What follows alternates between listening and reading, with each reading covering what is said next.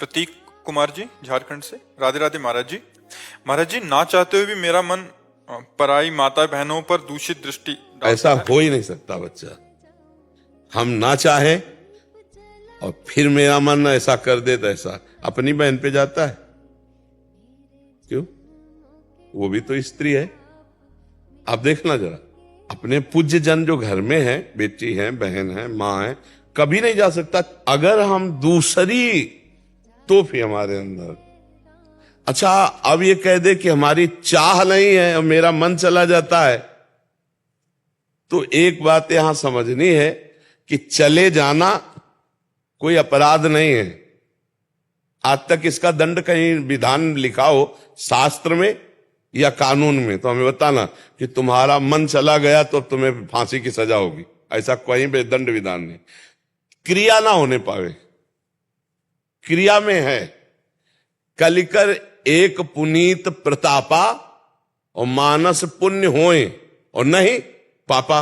अगर हमारा मन किसी माता बहन में चला जाता है, गंदी भावना करता है, तो हम उसे वापस लाते हैं और डांट लगाते हैं। जैसे अपनी बहन तैसे दूसरे की बहन। आत्मना प्रतिकूलानी परेशान न समाचरित। हमारी बहन को कोई गंदी दृष्टि से देखे तो कैसा लगेगा? तो हमको अपनी आंखें संभाल के रखनी, दूसरी बहन बेटियों की तरफ गंदी दृष्टि नहीं देखनी। आत्मना प्रतिकूलानी परेशान न समाचरित। कैसे मन हमारा जा सकता है लेकिन हम उसके प्रति कड़ा व्यवहार मन के कैसे चला गया, पर हम उसको सपोर्ट दे देते हैं। हम कहते जरूर ऊपर से कि हम चाहते नहीं, पर हम चाहते हैं कि जो मन संकल्प विकल्प कर रहा है भोगने को मिल जाए तो बहुत बढ़िया है।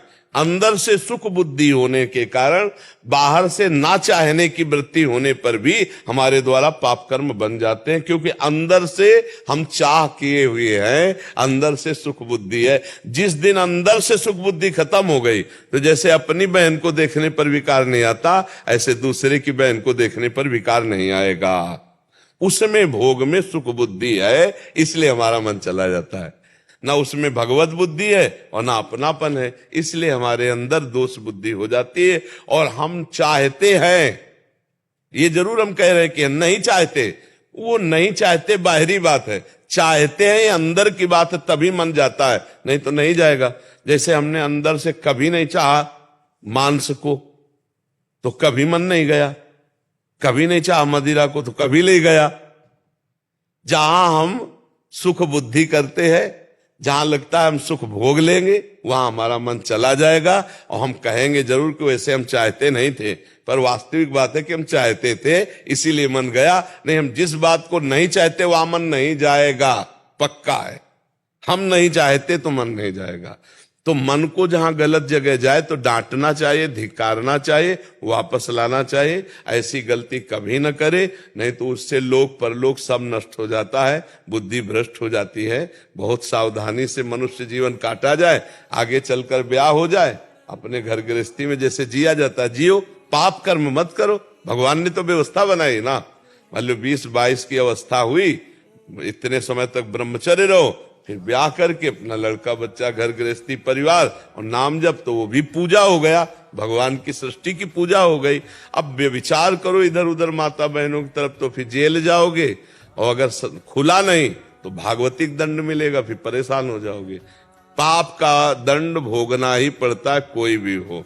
इसलिए हमको चाहिए नाम जप करते हुए जहां मन गलत जाए वहां उसे डांट लगाओ और गलत को गलत समझो, गलत को कभी भी सही स्वीकृति मत दो, तो पाप कर्म नहीं बनेगा। मन तो चला जाएगा पर पाप कर्म नहीं बनेगा। कर्म बन गया तो भोगना पड़ेगा।